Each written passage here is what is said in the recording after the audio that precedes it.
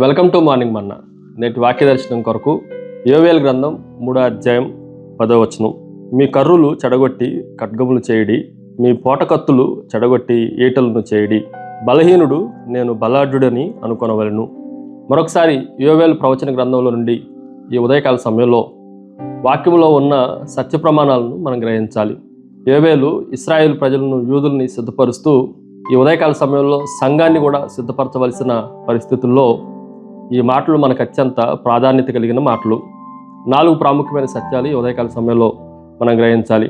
Number 1, మొట్టమొదటిది, it is A repurpose. ఉద్దేశాన్ని మరలా మార్చుకోవాలి. ఎందుకు ఈ ఉద్దేశాలు రాయబడుతున్నాయి అని మనం ఆలోచన చేస్తే కొన్ని సాధనాలు మనకు కనిపిస్తూ ఉన్నాయి. మీ కర్రులు అంటే నాగటి కర్రులు అని అర్థం. రెండోది, మీ ఖడ్గములు, మీ పోటకత్తులు అని అంటే మడ్డి కత్తులు అని అర్థం. ఈ నాగలి కర్రులు కానీ మడ్డి కత్తులు కానీ ఇవి వ్యవసాయానికి వాడే సాధనాలుగా మనకు కనిపిస్తూ ఉన్నాయి. కానీ ఈ ప్రవచనంలో దేవుడు యోవేలు ద్వారా మాట్లాడుతున్న మాట ఏంటంటే, వాటిని ఖడ్గాల్లాగా, ఈటల్లాగా, యుద్ధ సాధనాలుగా మీరు తయారు చేసుకోండి. మామూలుగా ఉన్న వ్యవసాయం చేసే పనిముట్లను యుద్ధానికి వాడే భయంకరమైన ఆయుధాలుగా సిద్ధపరచుకోమంటా ఉన్నాడు. ఈరోజు కొన్నిసార్లు మనము మన మనసుని రేపుకోవాలి.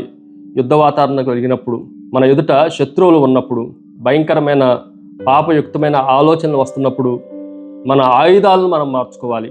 వాటి మీద యుద్ధం ప్రకటించడానికి మన మనసుని మనం సిద్ధం చేసుకోవాలి. రెండో విషయాన్ని మీకు జ్ఞాపకం చేస్తాను. It is a recognise.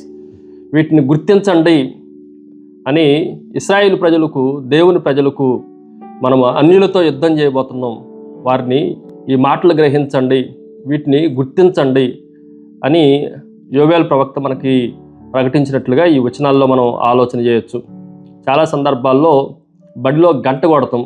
గంట కొట్టినప్పుడు అదేదో శబ్దం వస్తుందనేది కాదు, కానీ క్లాసుకి టైం అయిందని, మధ్యాహ్నం భోజనానికి టైం అయిందని ఆ శబ్దం ద్వారా మనం గుర్తిస్తూ ఉంటాం. అలాగే వీటిని సిద్ధం చేసుకోండి అని ప్రవచన గ్రంథం వచ్చినప్పుడు మనము దేన్నో రాబోతున్న భవిష్యత్తులో వీటిని సిద్ధం చేసుకోవటానికి మనం జ్ఞాపకం ఉంచుకోవాలి, గుర్తించుకోవాలి, రికగ్నైజ్ చేయాలి అన్న మాటలు ఈ ఉదయకాల సమయంలో మనం గ్రహించాలి. మూడో విషయాన్ని మీకు జ్ఞాపకం చేస్తాను. Resolve for action. చర్య కొరకు పరిష్కారము. కేవలం వీటిని చేయడి అని వాటిని గుర్తిస్తే సరిపోదు. దాని కొరకు పని చేయటం, చర్య ప్రారంభించడం కూడా మనం ఎరగాలి. ఉదాహరణకి వంట చేయాలి అని అంటే వంటకు సంబంధించిన వస్తువులన్నింటినీ దగ్గర పెట్టుకోవాలి, కూరగాయలన్నింటినీ కట్ చేయాలి, వాటిలన్నింటినీ వండాలి. ఈ పని చేస్తేనే మన ఆకలి తీరుతుంది. అలా కాకుండా వాటిలన్నింటినీ ఎదురుగా పెట్టుకొని ఎంతసేపు చూసినా ఆకలి తీరదు. మనము కార్యాన్ని ప్రారంభించాలి. 4వ విషయాన్ని మీకు జ్ఞాపకం చేస్తాను. Rejoice in new strength. నూతన శక్తిలో ఆనందించడి. బలహీనుడు ఏమనుకోవాలి అంటే, నేను బలాఢ్యుడిని అనుకోవాలి. ఎలా వచ్చింది ఇదంటే, దేవుడి మాటలు గుర్తించటం, దానికి తగిన చర్య చేసినప్పుడు దేవుడు ఆటోమేటిక్గా మనకి శక్తిని, బలాన్ని అనుగ్రహించేవాడు.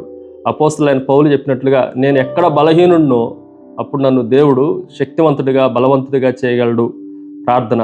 సకలాశీర్వాదములకు కారణభూతుడవు తండ్రి, మరొకసారి మమ్మల్ని శక్తివంతులుగా చేసి మీరే మహిమ పొందమని మా ప్రభువును నీ ప్రియ కుమారుడైన యేసుక్రీస్తు నామమున అడిగి వేడుకొంచున్నాం తండ్రి. ఆమెన్. God bless you.